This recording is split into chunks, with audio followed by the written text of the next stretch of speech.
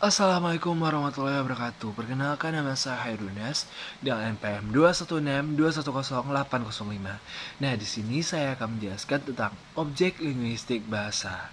Objek kajian linguistik bahasa menyimpan sejumlah problem atau persoalan yang harus dikaji dan dijawab oleh para ahli bahasa. Setiap problem kebahasaan pada akhirnya melahirkan disiplin ilmu tersendiri. Disiplin ilmu itulah yang kelak menjadi cabang-cabang linguistik. Bahasa memiliki istilah dan makna yang berbeda di berbagai belahan dunia. Yang pertama, Jawa atau bahasa, tutur kata, etika atau unggah-unggah. Yang kedua, Belanda atau taal atau berbicara.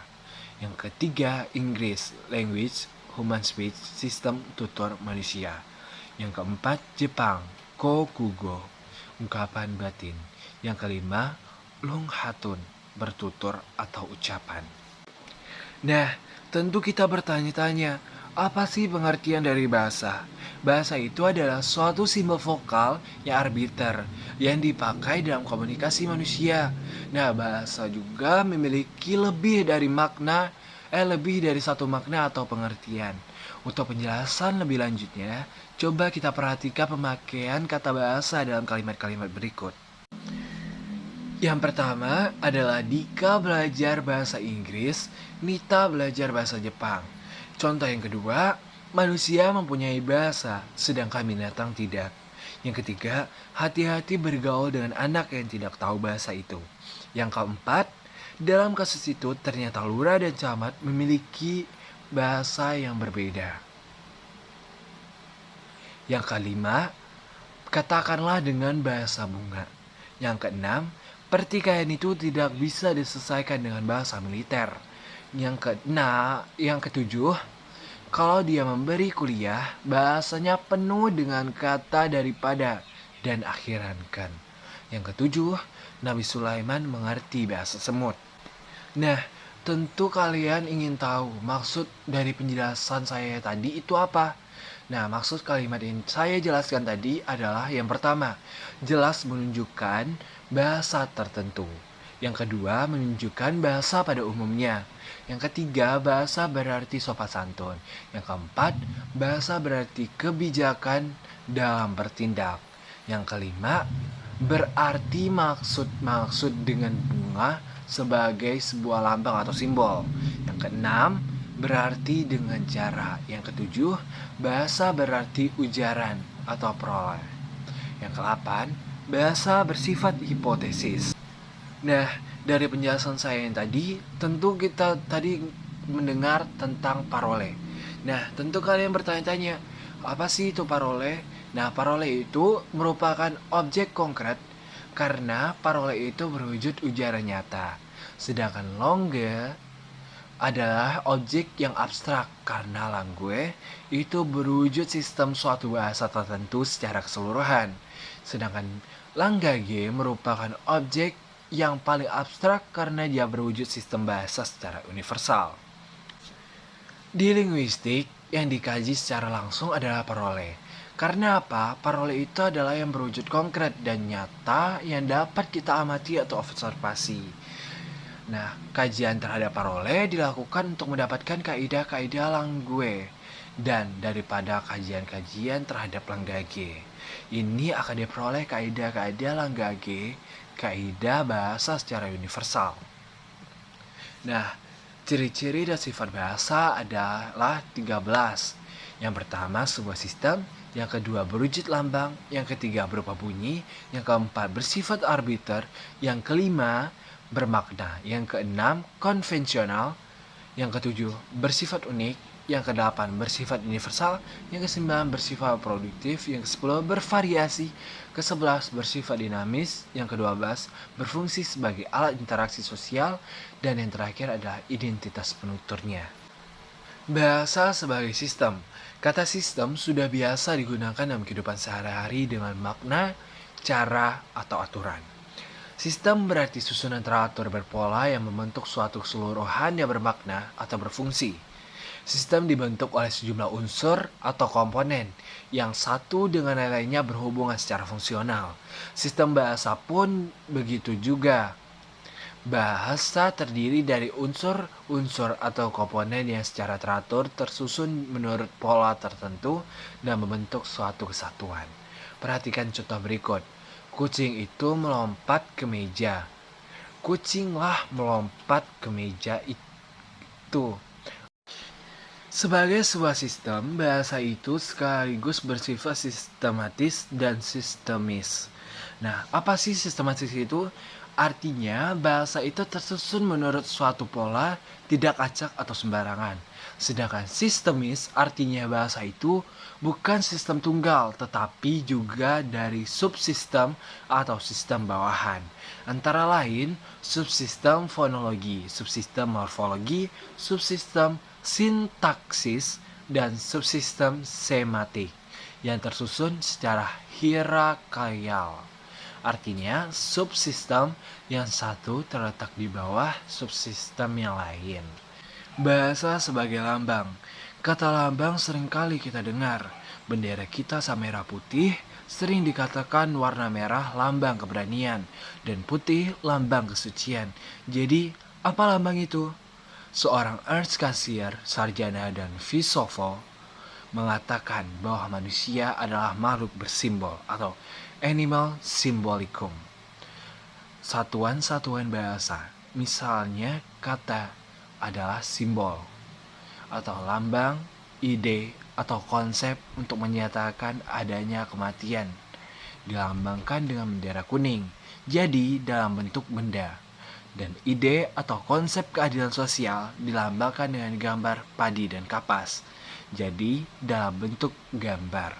Maka lambang bahasa diwujudkan dalam bentuk bunyi, yang berupa satuan-satuan bahasa seperti kata atau gabungan kata lambang bersifat arbitrer. Bahasa adalah bunyi. Bahasa adalah sistem lambang bunyi yang dimaksud dengan bunyi pada bahasa atau yang termasuk lambang bahasa adalah bunyi-bunyi yang dihasilkan oleh alat ucap manusia. Namun, tidak semua bunyi yang dihasilkan oleh alat ucap manusia termasuk ke dalam bunyi bahasa. Bunyi teriak, bunyi bersin, batuk-batuk, dan bukan termasuk dalam bunyi bahasa. Bahasa itu bermakna. Sebagai lambang, tentu ada yang dilambangkan. Maka yang dilambangkan itu adalah suatu pengertian, suatu konsep, suatu ide, atau suatu pemikiran yang ingin disampaikan dalam wujud bunyi itu. Oleh karena itu, dapat dikatakan bahasa itu mempunyai makna. Misalnya, lambang bahasa terwujud bunyi kuda. Lambang ini mengacu pada 4 konsep sejenis binatang berkaki 4 yang biasa dikendarai. Konsep tadi dihubungkan dengan benda yang ada di dalam dunia nyata. Karena bahasa itu bermakna, maka skala seucapan yang tidak mempunyai makna tidak dapat disebut dalam bahasa. Bahasa itu arbiter. Kata arbiter bisa diartikan sewenang-wenang atau berubah-ubah, tidak tetap mana suka. Maksud dari istilah arbiter adalah tidak adanya hubungan wajib antara lambang bahasa dengan konsep atau pengertian yang dimaksud oleh lambang tersebut. Umpamanya antara kuda dengan yang dilambangkannya, yaitu sejenis binatang berkaki 4 yang bisa dikendarai. Kuda bukan anduk atau akut. Bahasa itu konvensional. Meski hubungan antara lambang bunyi dan dilambangkannya bersifat arbiter, tetapi penggunaan lambang tersebut untuk suatu konsep tertentu bersifat konvensional. Artinya, semua anggota masyarakat bahasa itu mematuhi konvensi bahwa lambang tertentu itu digunakan untuk mewakili konsep yang diwakilkan. Kalau misalnya binatang berkaki 4 yang bisa dikendarai secara arbiter dilambangkan dengan bunyi kuda, maka anggota masyarakat bahasa Indonesia semuanya harus mematuhinya.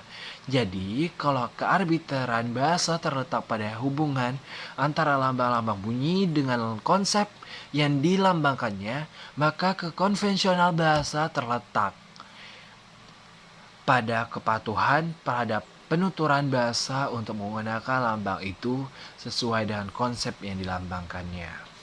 Bahasa itu produktif. Kata produktif adalah bahasa adjektif dari kata benda produksi.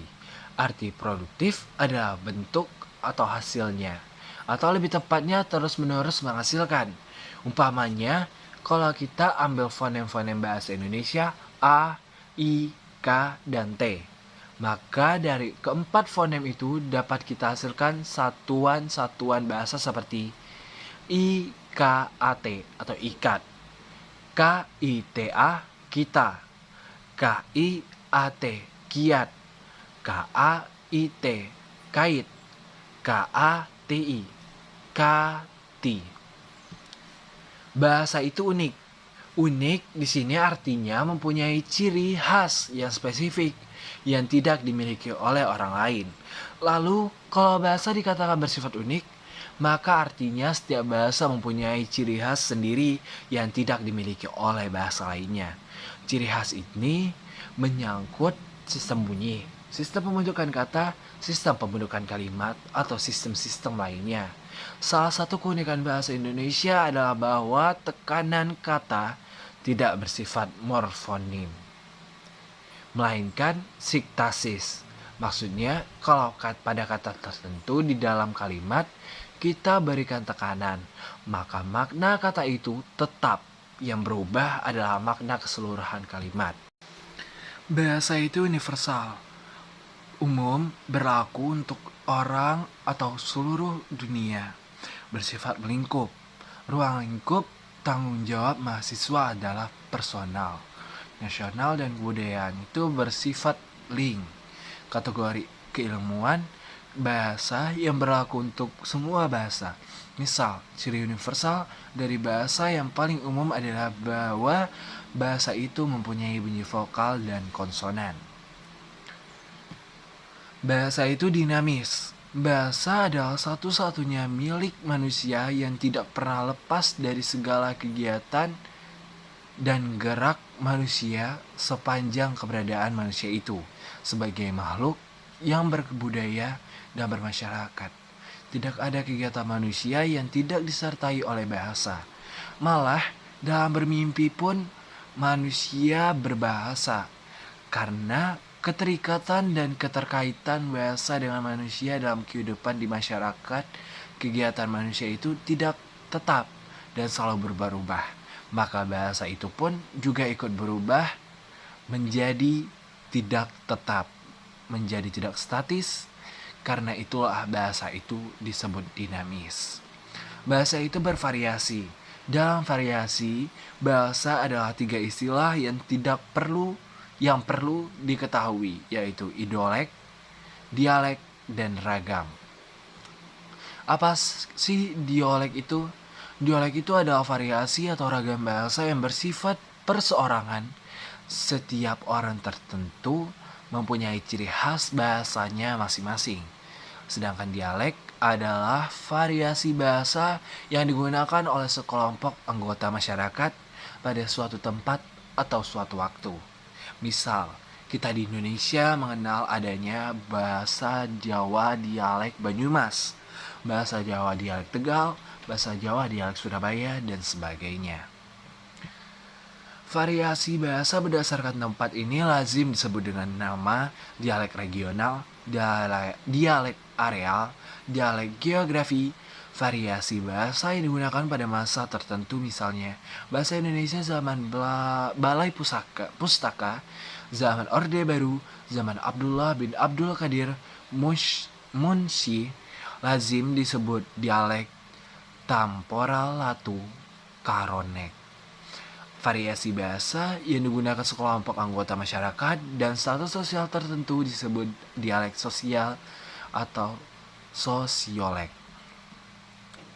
Yang terakhir, ragam atau ragam bahasa adalah variasi bahasa yang digunakan dalam situasi, keadaan, atau untuk keperluan tertentu. Untuk situasi formal digunakan ragam bahasa yang disebut dengan ragam baku atau ragam standar. Untuk situasi yang tidak formal digunakan ragam yang tidak baku atau ragam non-standar.